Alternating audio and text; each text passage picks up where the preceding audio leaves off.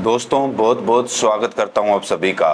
BSP 9 अक्टूबर को महारैली करने जा रही है और इस समय उत्तर प्रदेश के कोने कोने में इसको लेकर एक जोश दिखाई दे रहा है।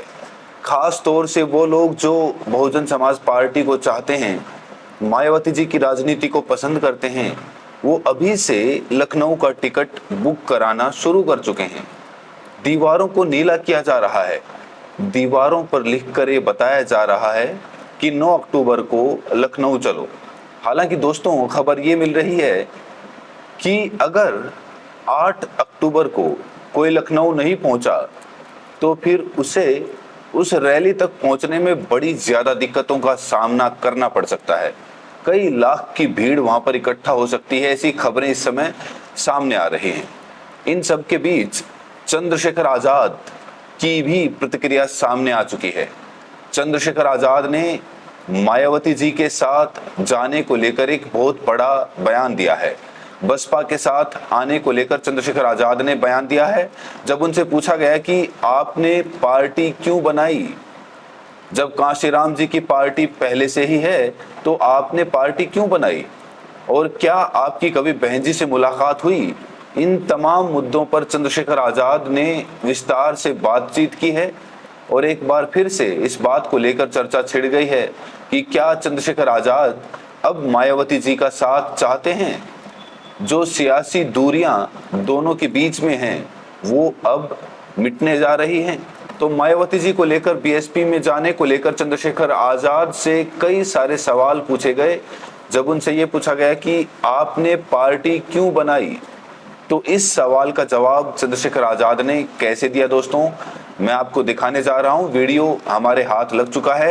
ये वीडियो इस समय काफी ज्यादा सुर्खियां बटोर रहा है और ये वीडियो काफी ज्यादा इंपॉर्टेंट है उनके लिए जो लोग ये कह रहे हैं कि चंद्रशेखर आजाद को पार्टी बनाने की क्या जरूरत थी।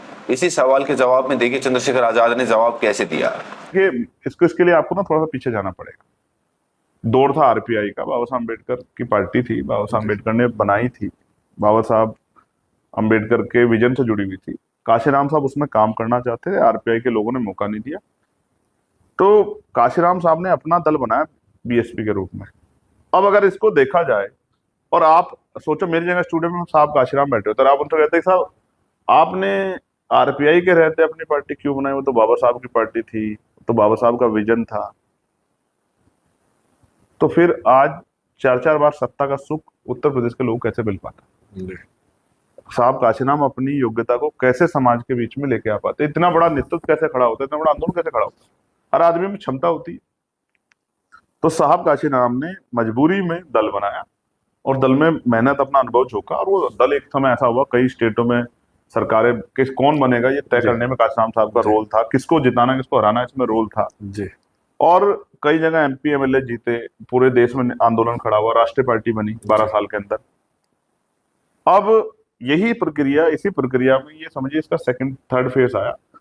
अब बीएसपी ने दरवाजे बंद किए तो आजाद समाज पार्टी। तो यहाँ पर देखा आपने चंद्रशेखर आजाद, ऐसे लग रहा है वो अपनी तुलना मान्यवर कांशीराम जी से कर रहे हैं, ऐसा प्रतीत हो रहा है। हालांकि वो बिल्कुल नहीं कहेंगे कि हमने उनसे तुलना की, लेकिन उनके बात करने के अंदाज से लोग ये कयास लगा रहे हैं, लोग इसका परीक्षण कर रहे हैं, इस पर विश्लेषण कर रहे हैं कि क्या चंद्रशेखर आजाद खुद को कांशीराम समझते हैं। आरपीआई में अगर कांशीराम जी को एंट्री नहीं मिली जो कि बाबा साहेब की पार्टी थी, और फिर कांशीराम जी ने अपनी अलग पार्टी बीएसपी बनाई, तो क्या इसीलिए चंद्रशेखर आजाद ने एएसपी बनाई क्योंकि उन्हें बीएसपी में एंट्री नहीं मिली। दोस्तों, ये बहुत बड़ा सवाल है और यहाँ सबसे महत्वपूर्ण लाइन चंद्रशेखर आजाद ने बोली है कि जब बीएसपी ने अपने दरवाजे बंद कर लिए तब हमने एएसपी बनाई। बड़ा सवाल ये खड़ा हो रहा है, क्या चंद्रशेखर आजाद लगातार बसपा में जाने की कोशिशें कर रहे थे, क्या वो अपनी भीम आर्मी को बीएसपी के साथ जोड़ना चाह रहे थे। कई सारे सवाल दोस्तों इस समय खड़े हो रहे हैं, लेकिन सबसे बड़ा सवाल ये खड़ा हो रहा है, क्या चंद्रशेखर आजाद बसपा में जाएंगे। आखिर चंद्रशेखर आजाद बसपा के साथ अभी तक क्यों नहीं गए।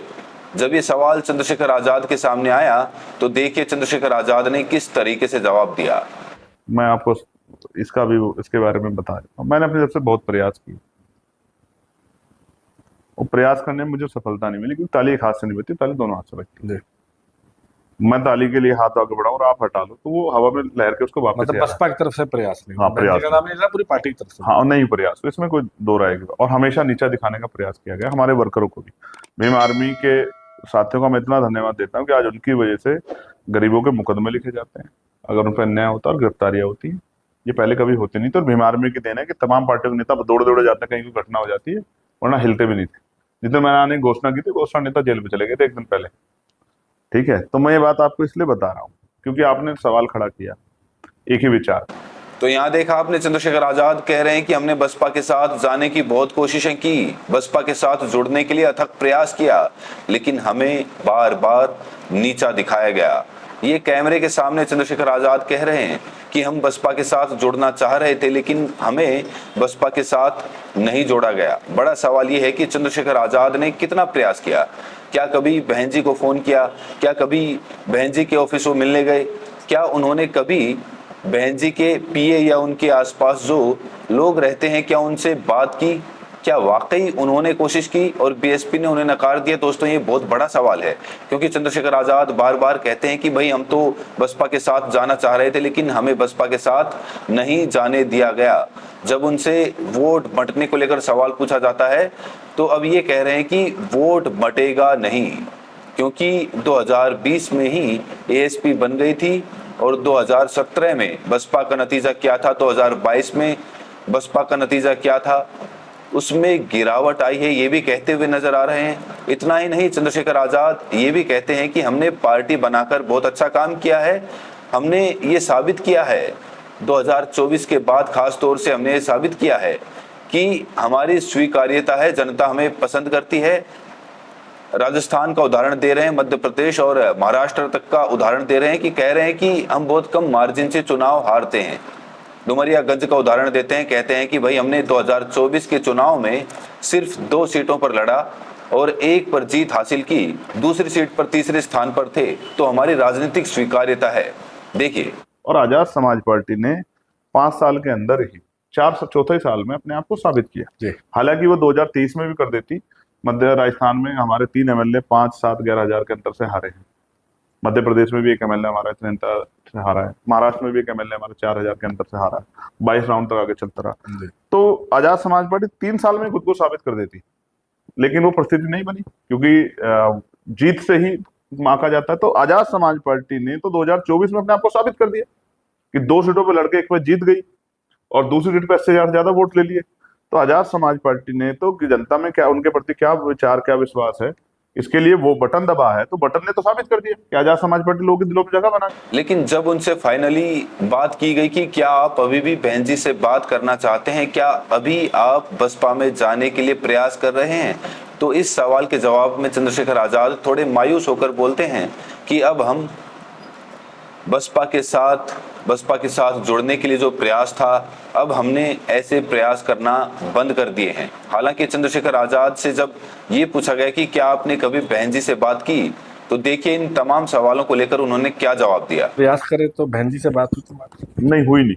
और फिर प्रयास करने बंद कर दिए। अभी आपकी आज तक कभी बहन जी से बात हुई? नहीं, और अब प्रयास करने बंद कर दिए, क्योंकि जब मैं प्रयास अब आपका एक बड़ा आधार है, उधर से प्रयास हुआ, जैसे आप कह रहे हैं सभा से कुछ लोगों ने कोशिश की। और देखो, मैं इस यूपी में इसका एक और उदाहरण बताता हूँ। समाजवादी पार्टी में एक ही परिवार में 2 अलग अलग दल बने, और वो पार्टी भी चुनाव लड़ी, वो भी चुनाव लड़ी, लेकिन बड़े बड़े पैमाने पर लोग जो लोग संघर्ष करते उन्हीं के साथ गए, और बाद में तो वो तो परिवार एकजुट हो गया। जब वो परिवार एकजुट हुआ तो मैंने भी काफी प्रयास किए कि ये वाला परिवार भी एकजुट हो जाए, लेकिन ऐसा लगा कि वहाँ खून के रिश्तों का ज्यादा मोल था, संघर्ष के रिश्तों कम मोल था, इसलिए जो है वो प्रयास सफल नहीं हुआ। हालांकि अब मैं आजाद समाज पार्टी कार्यकर्ता हूँ भीम आर्मी का, और मेरे कंधों पर जिम्मेदारी कि आजाद समाज पार्टी और तेजी से आगे बढ़े, आजाद समाज पार्टी में नया नेतृत्व निर्माण हो, आजाद समाज पार्टी में हिस्सेदारी सुनिश्चित हो, और आजाद समाज पार्टी उत्तर प्रदेश का, देश का एक बड़ा दल बने, इसके लिए हम लोग प्रयास। तो दोस्तों, इस इंटरव्यू को देखकर ऐसा लग रहा है कि चंद्रशेखर आजाद इस समय आत्मविश्वास से लबरेज नजर आ रहे हैं। चंद्रशेखर आजाद कह रहे हैं कि आने वाले दिनों में एएसपी पार्टी उत्तर प्रदेश के साथ साथ देश की सबसे बड़ी पार्टी बनेगी। यहाँ चंद्रशेखर आजाद का आत्मविश्वास झलक रहा है। बड़ा सवाल ये है कि क्या वाकई चंद्रशेखर आजाद पंचायत चुनाव अकेले लड़ेंगे, उत्तर प्रदेश का चुनाव जब आएगा अकेले लड़ेंगे, बड़ा सवाल है, या फिर वो गठबंधन करेंगे, बड़ा सवाल। गठबंधन करेंगे तो किसके साथ, किस पार्टी के साथ वो जाएंगे, ये बड़ा सवाल है। बहरहाल दोस्तों, इस वीडियो में इतना ही। आपको क्या लगता है, क्या चंद्रशेखर आजाद को बसपा के साथ जाना चाहिए, और बसपा में जाने के लिए, बसपा के साथ जुड़ने के लिए चंद्रशेखर आजाद को क्या करना चाहिए? चंद्रशेखर आजाद के इन तमाम सवालों के जवाब से आप कितने संतुष्ट हैं? प्रतिक्रिया जरूर दें। बहुत बहुत शुक्रिया।